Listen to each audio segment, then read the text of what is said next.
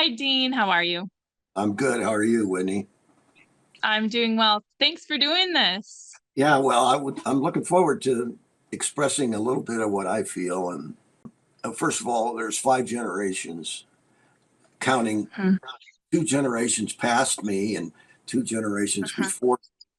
My parents went to gospel meetings in Iowa, little town called Ardale, Iowa, back in the it had been the late 20s or early 30s, mhm, and the workers would have been at that time Clarence Anderson, Tom Patterson, no relative. Oh, Henry Eicher would have been involved, and it was in a tent.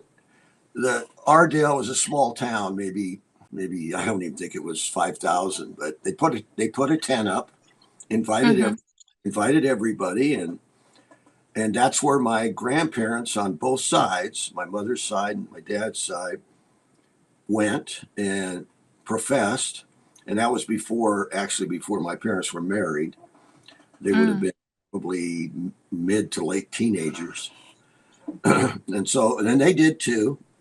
They professed, and everything was going good. All my grandparents were really good people, especially the ones on my mother's side. The issue with my mother growing up, being she was in the teenage years, probably in high school, she had to change over to the black stockings. mhm, She absolutely detested it. Didn't understand why she had to do it, but she got through it. And then, well, sometime 2 or 3 or 4 years later, my mom and dad then married. Well, I always tell people, they ask me how old you are, and I said, well, if I live 122 more years, I'll be 200. So I was born in 1946, raised by good parents. My mother and dad. I had a brother. They had Sunday morning meeting in Waterloo, mhm, but mhm, then about 1954, they decided they wanted to leave Iowa. So mhm, we trip for a month to Florida, and we took a trip a month to California so they could see where they wanted to live. Where we mhm, well, there were a lot of friends in California. So my dad went to California first to get a job and to buy a house, which he mhm, did. And then I went out with my mother and my grandparents. We drove my grandparents' car, and we entered into the Orange County or Los Angeles area of California on New Year's Day of 1955, and that happens to be the day Disneyland opened. It was about maybe a year and a half later that Willie Jameson came to my folks and said, if it's all right with you, we'd like to put the Sunday morning meeting. We know you had a meeting in Iowa. We'd like to put mhm, the meeting in your home. And my mhm, folks, of course, yes. And that's what I remember sitting there when this happened in our living room, and he would say, "Well, we always like the Sunday morning meeting to go where there's a man that's married to a woman, a husband and wife together with children, because that's basically what the Bible would tell us that if possible, and that's not always possible, and I understand that, but if there's a man and a woman with children, they would know maybe how to identify with the meeting and help any problems that the meeting might have because they have their own children and so on and so forth." And my folks said yes. So, but I never left our house for meeting. Sunday morning, Wednesday night, and the union meeting, we had them all. mhm, We didn't have the Sunday night. There was a Sunday night Bible study, which I don't mhm, think a lot of people liked. I mean, it was almost mhm, too.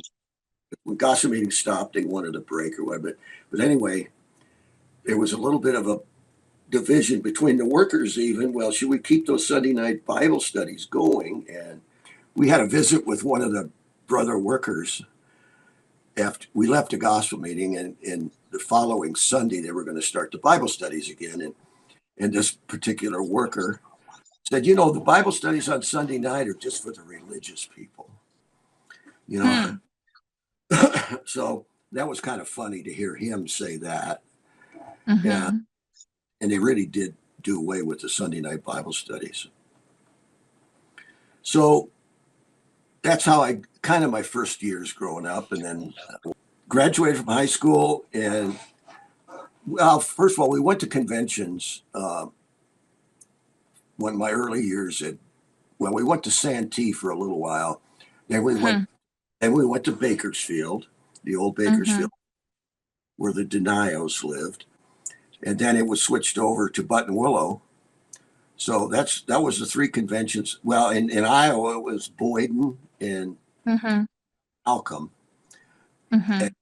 so then three conventions here we went to, but then we ended up going to Buttonwillow pretty, you know, most of the time or all the time. Then I was drafted Hmm. high school, and I was drafted right at the beginning, or the Vietnam War had already kind of been going on pretty hot and heavy. And uh, Hmm.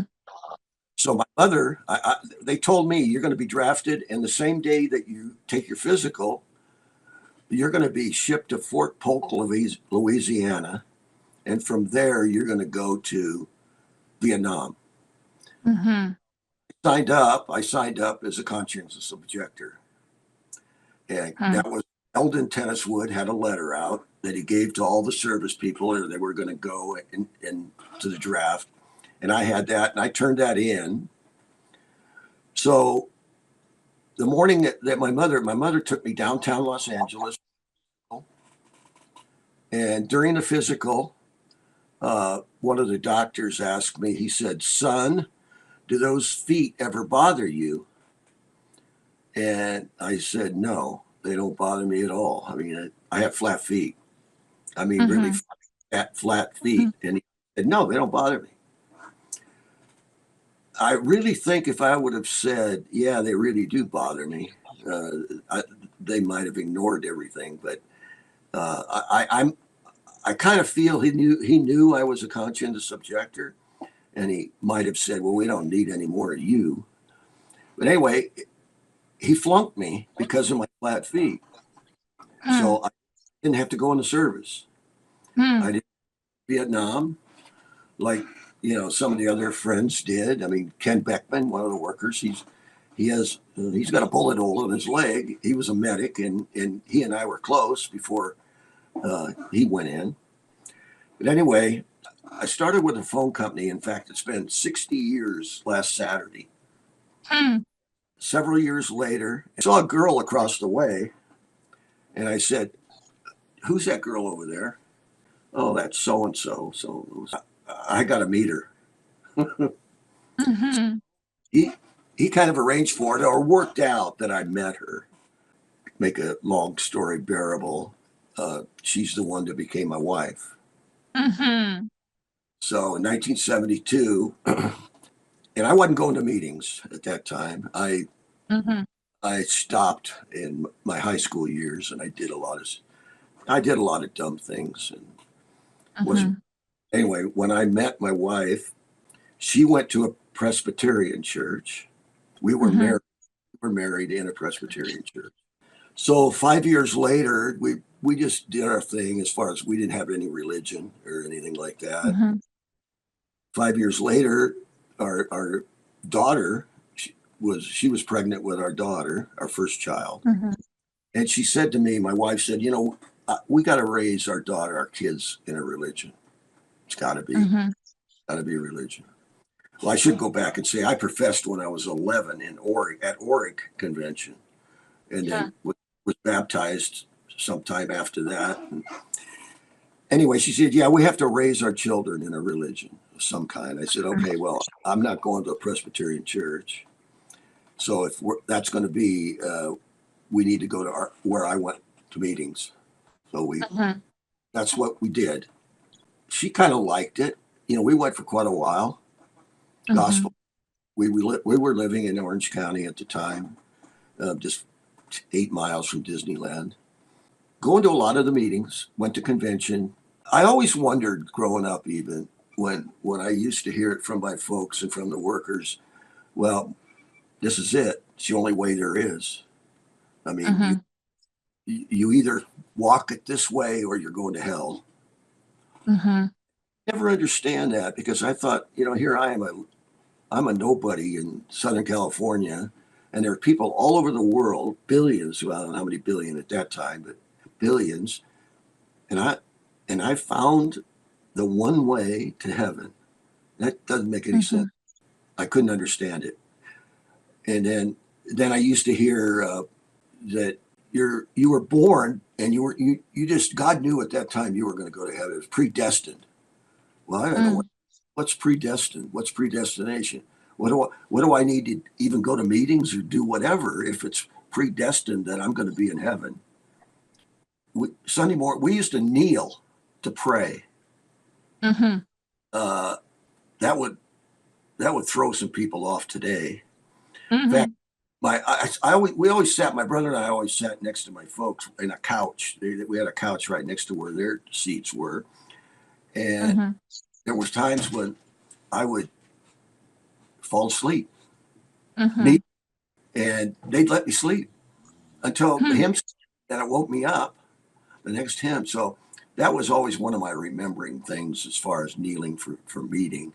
So it went on that way, and our kids grew up, and I go back to my parents. They were good parents. I mean, they were, but Uh-huh. then married, and we tried to be good parents, and all our kids stood up in meeting. They all professed. I think all of them at convention at Button Willow.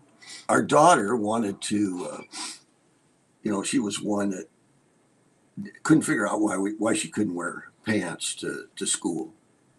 She played Mhm. she played sports. She played softball, and well, we tried to reason with her, but it was becoming ridiculous. So my wife would say, "Okay, well, if the workers are here, you got to go around the back, and change before you come in the house." Well, that was kind of dumb, and it did. That's the way it worked, and Mhm.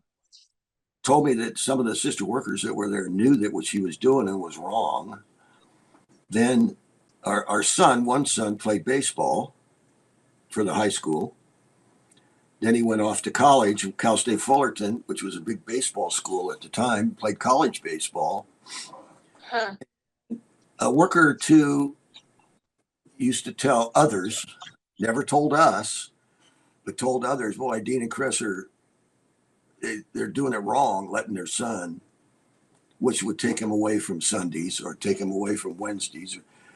And Mhm. the friends would tell us that this is what this particular worker or two would say. Why did they confront us? Because I think I would have handled it, maybe in a not a nice way, but I would have, I would have. But they went around in our backs, and said they're not doing the right thing. Mhm. Of course, we had Eldon.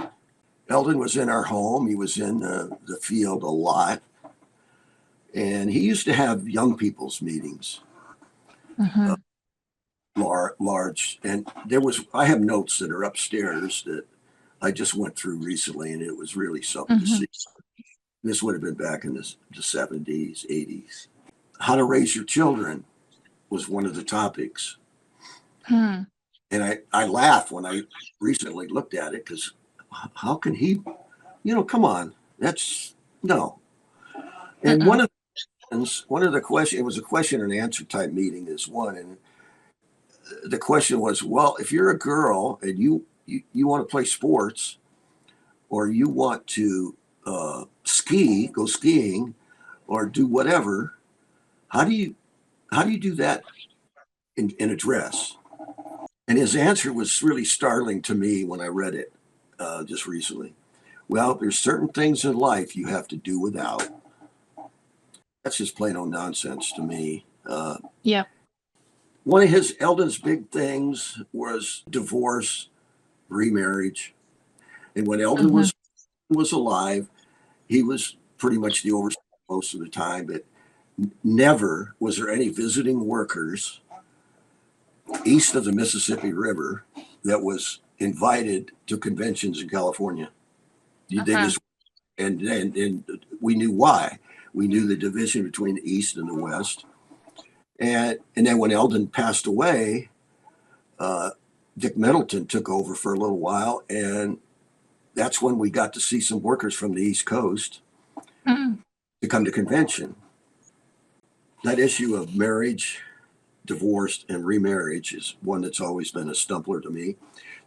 Because Matthew 19:9 speaks about if you are get divorced and it's because of adultery or fornication, if that's the reason and you so desire, you should be or can get married again. Those are the words of Jesus. It's pretty clear that Matthew 19:9, what in the words of Jesus said.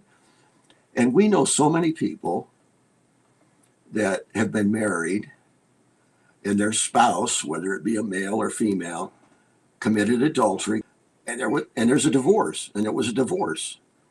Well, I don't understand how you can expect someone that spouse went off with someone else, and the penalty has to be to the one that stayed and was faithful. That's no sense. That makes no sense to us, to me, at this point. Mm. And I mentioned this. I brought this up to Doyle Smith a couple of years ago, and Lyle Waldo was his companion at the time. And I said, I didn't make any. Well, they went back into Deuteronomy. Somehow I don't remember because I ignored it because I knew that what their stance was right away. And so I just respectfully disagreed with them. And that's where that ended because they just said no. No matter how you divorce, why you divorce, you got to stay single, and or if you even were to get married again, the only way we can allow you back into meetings and take part is if you divorce that second one. So, Yeah. No. And then this is the only way, and that's another issue that I brought up. And Gary Paul has made the statement that in order for you to seek salvation, you must see it through one of us, one of the workers. And that doesn't. Mm-hmm. And I researched that a little bit, and I thought of the woman at the well. I thought of Zacchaeus. I thought of the lady that touched Jesus' garment. And Mm-hmm.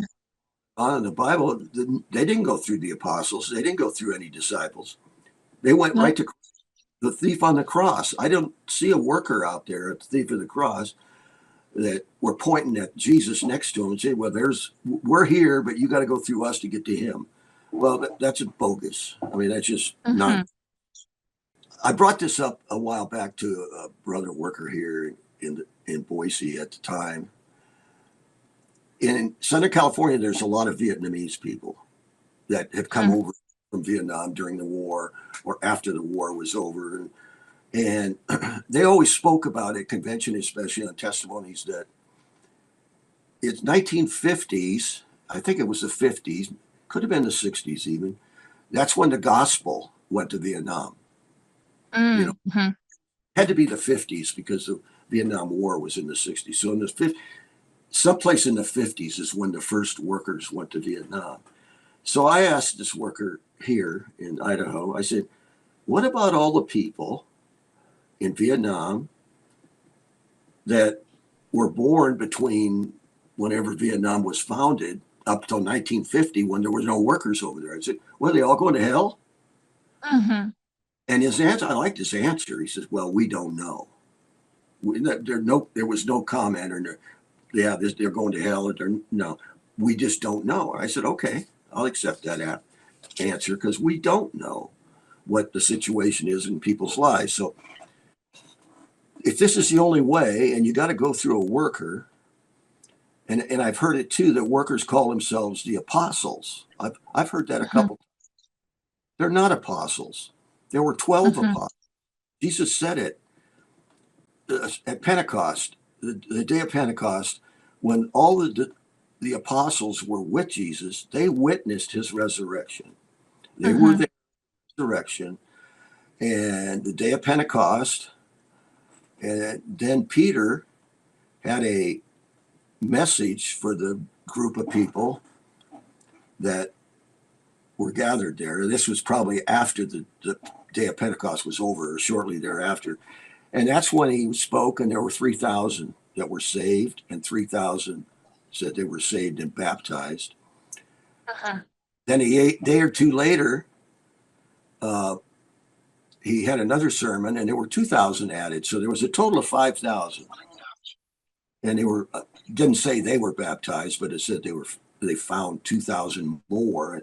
But I thought of 3,000 that were saved and baptized, and then it goes on to the baptism thing. Uh-huh. What did they? I wondered if some of the apostles might have looked at those people and said, "Okay, you can be baptized. No, you have bangs. You can't be baptized. You cut your hair. You don't. You look like a world. No, you can't be baptized." It says 3,000 were saved and baptized, and there was no judgment. And that's another thing I have. Don't people want to be baptized? Baptize them. They Uh-huh. want whatever reason they have. I just want to fit in. I want to be part of what this is feeling, and I feel good if I want to get baptized. Get baptized. I got baptized when I was probably 13, and I had no idea what I was doing. I think I wanted to take the emblems. That's that. That I want to be baptized so I can take the emblems. Well, they Uh-huh. did. They baptized me. That was at Bakersfield Convention.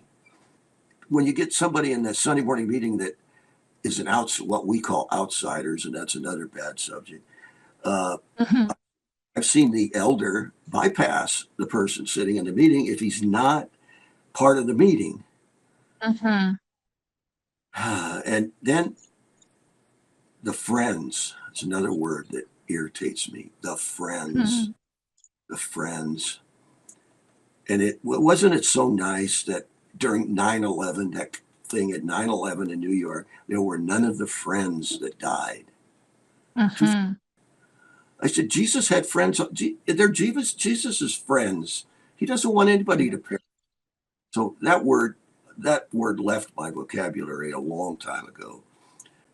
Then there was a man at Parma, right here at Parma. Uh-huh. His name was Colin Brody, and this happened in 2016. He was speaking about the friends going to Vietnam, visiting. Just 2016. I can picture it right now like it just happened. He said, you ladies, if you're going to go to Vietnam, make sure that your hair is up in a bun from the platform. Uh-huh. And our son and his wife, she was raised a Catholic, but she professed at one time, that was the last meeting they were ever in. Uh-huh. Make sure your hair is in a bun. And I wanted to find Colin Brody after that meeting. I think it was a Saturday afternoon, but I couldn't find him. Maybe they went in the house and whatever. Didn't want to, but it really irritated me. Uh-huh. And things like that, I don't know, it just set me wrong. And it was probably something that changed my way of thinking about the workers as far as their Uh-huh. authority in it. And then I get to the cult thing. I looked up online what a cult was, and I'm not convinced that, like people say, well, we're a cult. Well, when I think of a cult, I think of David Koresh or Jim Jones, the ones Uh-huh. that although there's a couple overseers that I think and there's an overseer of the overseers that I question, and I've had a couple incidences with him, Dale Schultz, at convention Uh-huh. and so on and so forth, because we were in his field.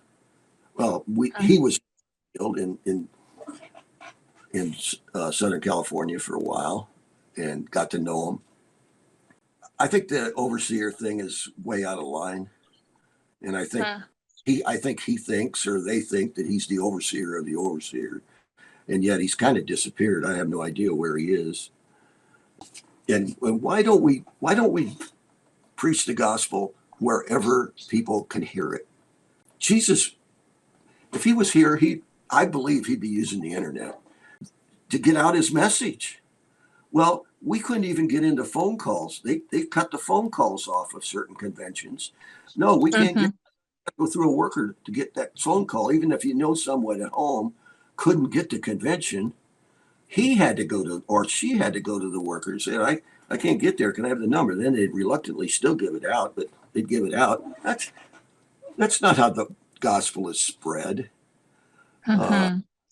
we had gospel meetings out in Nampa uh, for a couple of years, and there was a Mhm. lady, she was by a bike rack, not an outsider, not a word I hate, Mhm.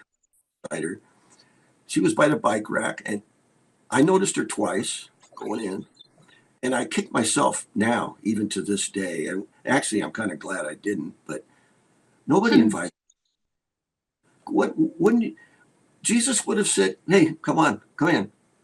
We're we'll, we're going to teach you about Jesus, or we're going to just no." Didn't happen, and I'm as guilty as that as anybody. And Mhm. maybe workers did say something to her. I don't know, but and another incident where I feel like the outsider. My wife and I were eating in a fast food restaurant.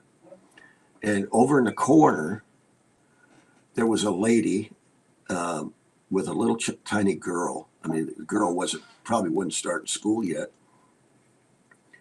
And she got her food and she cuddled her little girl up next to her. And you saw the love between the mother and the daughter. Mhm. And she bowed her head and she whispered some words to her little girl. And she was praying for the food. She was giving thanks for Mhm. what I'd given her. And it touched it it touched me because most of us would think, well, that lady's she's lost. She doesn't get it. I go over to her and I said, "You just gave thanks. You just prayed for the food and gave thanks to God for this, didn't you?" She goes, "Yes, I did." And I said, "I just want to thank you. It meant something to me to watch you do that. Mhm. Are you a Christian?" I said, "Well, let me just say this. That's that's my purpose." And I went back and I thanked her again and went back and sat down in my seat. Yeah, then we can get to the Dean Brewer thing. Mhm. Dean Brewer was in our field that year, uh, Okay.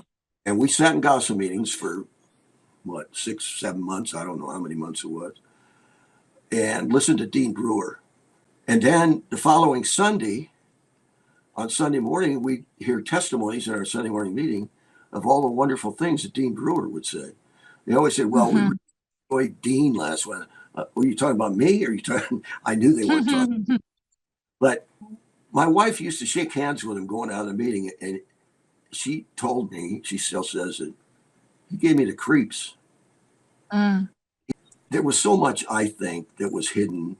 There was so much removed from Dean Brewer's phone, from Dean Brewer's laptop, that I thought we have no idea what was on his and what took place in hotel rooms, what took place in private homes. The headlines of our local paper, and I have it. It says the Idaho governor signs a bill allowing death penalty for child sex offenders starting July 1st of this year, signed by Governor Brad Little. And I really honestly believe that sex offenders should never, ever see the light of day again. And that's including the ones that we are now allowing to sit in Sunday morning meetings or sit in conventions and they're saying, well, there's no kids there. I don't care if there's no kids there. I don't want somebody sitting next to me in Sunday morning meeting that I know has molested children. And the fact is, it's been proven they could repeat that. That's another thing. I don't think the workers get it. And the reason I don't think the workers get it, they don't have children. You got children. I got children. I got grandchildren. There'd be nothing worse, than a child being neglected or hurt. in a way that's totally inappropriate. They don't get it because they don't have children.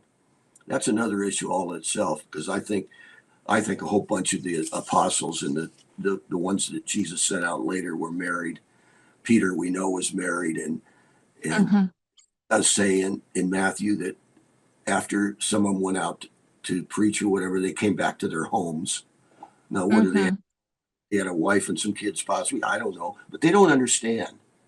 Not today. The love that a parent has for their children. They don't get it. Mhm. Oh, they can say, "Well, we've been in the homes. We know. We can see." No, you don't. You Mm-mm. know it. I mentioned Ruben Mata earlier, that my wife and I professed in a meeting with him and Eldon. Mhm. My son, along with I don't know how many other ones, could have been molested by him. Mhm. We knew that for sure, that molested two of the young folks that went to Button Willow. And there was an argument amongst the workers there what to do with him. No, half of them said no. We just have to forgive him. No, there should be something done to him. Well, in fact, there was one of the friends there that had a Sunday morning meeting. They had a picture of Reuben up in their wall. After the fact, after this was all known, and that caused a little bit. Mhm. This was in Bakersfield. And then Reuben, of course, went to prison, died in prison.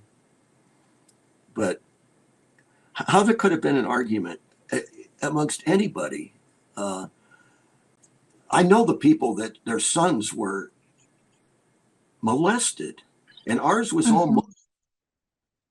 And then we have a daughter that was harassed, and notes were sent to her by two workers, two brother workers, and we didn't know anything about these things until later on. And that's Mhm. the victims are that way. They're ashamed to come forth, especially. Can you imagine our son saying, "Well, you know what Reuben did or tried to do," or no, that he's a worker. That ain't going to happen. One of the Beatles, John Lennon, back in 1971, he said, "You can shine your shoes and wear a suit. You can comb your hair and look quite cute. You can hide your face behind a smile. But one thing you can't hide is what you are crippled. You're crippled inside." And I think some of the workers today are totally crippled inside. They put on a good show. They just don't get it and they don't care. Uh, you got those that are overriding with a committee. Okay, we got a committee that's come up with some policies, and then you got the overseer. No, we're not doing that. It's not going to happen. And then, of course, the Trinity is another thing that's Mhm. it. And I don't know how I believe with the Trinity. Of course, it's preached against. One way or the other isn't that big of a deal. But Sam Jones, the one that wrote a lot of hymns, Mhm. in fact, on his tombstone, it says, "O glorious day, transporting thought in all his beauty, I shall see the face and form of love divine, the God of love who died for me." The God of love who died for me. He was calling Jesus God. Mhm. But Thomas, uh, when he met with Jesus, he said, I need proof that you died for me. And okay, Jesus said, "Take your finger and stick it into my side, and you'll see the hole." Thomas said to him, "Oh, my Lord, my God." He called, Mhm. he called Jesus God. It's, and as far as meetings go, I loved our meetings. Chris and I, being married, we've been to 3 different Sunday morning meetings. Mhm. And every one of those meetings were wonderful meetings. The Mhm. elder wives were very, very wonderful people. And the people here in Boise, which are in Meridian, which we stopped going to about 2 months ago now. We wrote a Okay. letter and told people and we loved the people, every one of Mhm. them. Mhm. But you sit down with somebody after a union meeting. I went out to dinner with them, a couple, and mutual friends of ours. They left maybe a year ago. Left going to meetings. Mhm. So I just mentioned to this man. I said, "Well, what do you think of so and so?" And they're stand up, not going to meetings. They're lost. They're lost. Mhm. They're outcasts. And I wanted to say, what are they lost from? And I understand now after leaving, my wife and I are closer to God and Jesus than we've ever been. I mean, Mhm. that is absolute truth. And we listen to a couple outside ministers and we get so much out of them. I mean, they're Mhm. that's one thing that lacks. They're teachers. We went through the whole book of Revelation. I would never sit down and read those middle day after day after day. This man teaching, it opened up new light, Mhm. and we're thankful for that. We really haven't come into anything yet that we would consider going to a church. It may happen. Mhm. It Mhm. happen, but we do listen to two. I guess you call it podcasts. I don't know what they're called, but and, Mhm. one of them one of them I've listened to for 20 years. Even Mhm. before Alistair Begg, Okay. a word, Mhm. Yeah, I but like him. every morning. And then there's another one, Gary Hamrick. He's on the East Coast. Teachers, and they care. Mhm. Our son Doug, that lives in Phoenix, he met Alistair Begg in the airport at Phoenix, Mhm. and then Doug went back to Cleveland to see his service one time. Him Mhm. and he remembered Doug. He said, "Oh, yeah, I know." And Doug told him a little bit about what we're going through, and he said, "Well, how's your church going with the issues?" He remembered that. Doug telling Mhm. him, which is 2 months prior to going back there. But yeah, we're getting a lot out of. We got. Mhm. I've listened to Alex Big for like 20 years, so Mhm. I think I covered what I wanted to say. There's a lot that Yeah. you could, and I'm not here. One thing I do not ever want to do is try and influence anybody. I just Mhm. get what my feelings, and because I love the meetings. It was good Mhm. fellowship part, but it's the doctrine and the way the workers handle that we couldn't do it anymore. Mhm. Yeah. Well, I appreciate it, Dean. It's so cool to listen to your whole story. I just appreciate how you don't look away from the hard things. And even your whole life, you've questioned and wondered and been curious about different things and loving so many different parts of it, but but thinking hard about some of these things that didn't make sense to you. Yeah, well, and that's where we are. And like I said, I don't know how many days I have left. I just want them to understand too, those that have cared for me, and don't push me aside. Don't say you've lost out, because I haven't lost out. Jesus is Mhm. still in our life, and He's closer than He's ever been. Yeah. Thank you for what you do. Yeah, you're very welcome. Well, thanks for having this conversation. I appreciate it. Bye. Bye. Yeah.